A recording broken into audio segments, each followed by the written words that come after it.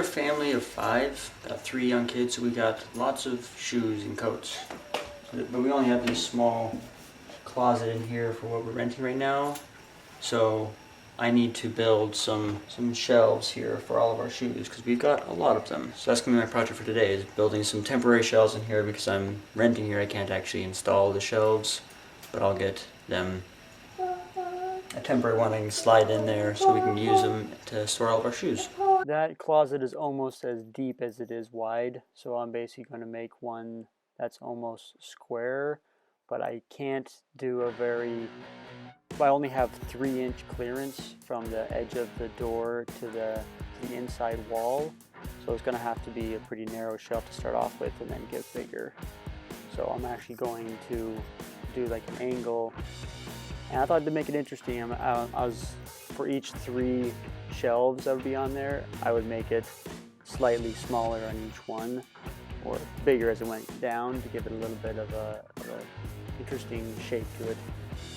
You can kind of see that angle that I'm doing. That's for where it runs into the wall that's right next to the door.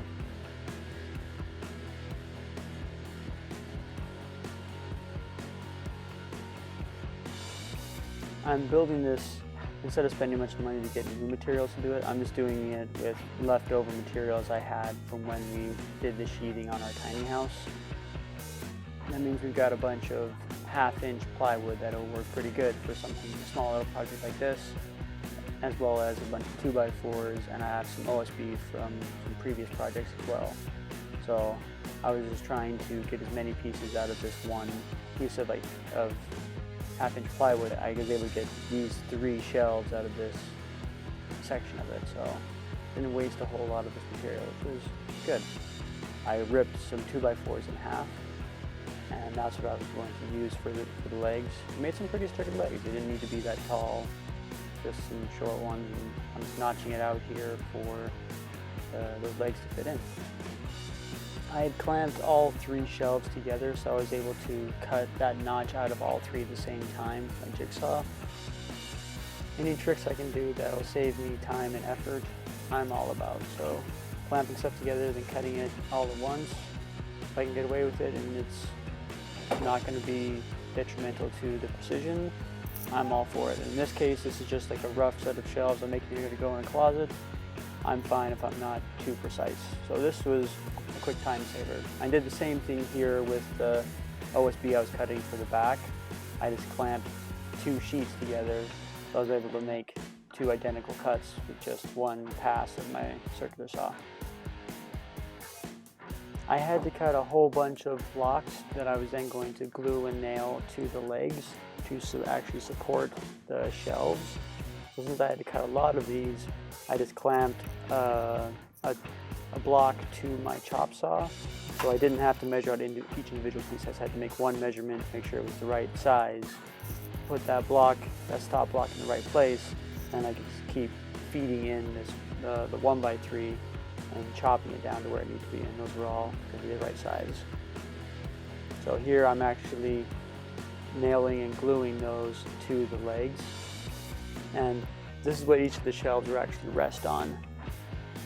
And with the wood glue here holding these together, and the nails basically holding those blocks in place while the glue dries, it'll actually be very, very strong, because wood glue, it'll actually make it stronger than an actual wood connection.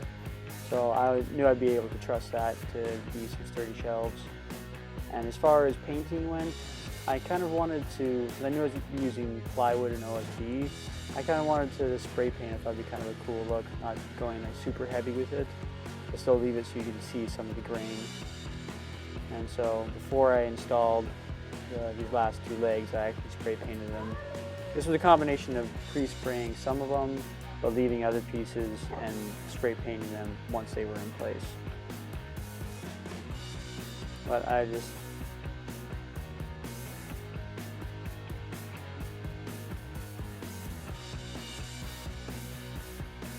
For spray painting little pieces like these legs that have the multiple surfaces that I'm going to have to paint that will be exposed, it was a good idea. It would be faster to spray paint, but for like the big surfaces like the OSB here and the plywood that I'm have to cover the whole thing, It definitely would have been faster to do with like a roller, but I like the look of it, and so even though it was maybe not necessarily the fastest for everything, it did go really quickly, and I was able to get it painted, and I was happy with how it looked in the end. I could have done the whole thing, even these back panels with plywood, sanded plywood, but I decided to go with this OSB because I thought with the spray paint, it would be kind of a cool pattern to have besides just the plywood, to have that spray painted. I like the look of the OSB when it's spray painted. You can still see the fibers underneath. So I thought I didn't necessarily want that for where the shoes are going to be. I didn't want that getting dirty and dusty. It would be a little bit harder to clean. But I liked having it for the back panels. So it was a combination of OSB and plywood.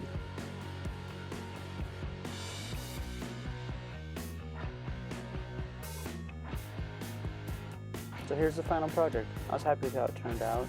I took our closet from looking like this to actually being organized and being able to take care of all of our shoes. The shelf looks great. Good. Glad you like It's it. not what I expected. I thought it was just going to be straight across, but I do like the curve to it. Yeah, and it's like small enough for the kids' shoes to fit into it. Yeah. Where it's not going to be like all small bits, like a little bit of space that's not going to get used. Like, no, we have small feet in the house, like we'll use it. So, yeah, it looks good. I think it's big. And it's all recycled material too. Yeah, all left over from Leftovers. like the tiny house. Yeah. Good job, babe. Thank you. You tell Daddy you did a good job. Yeah. Yeah. I'm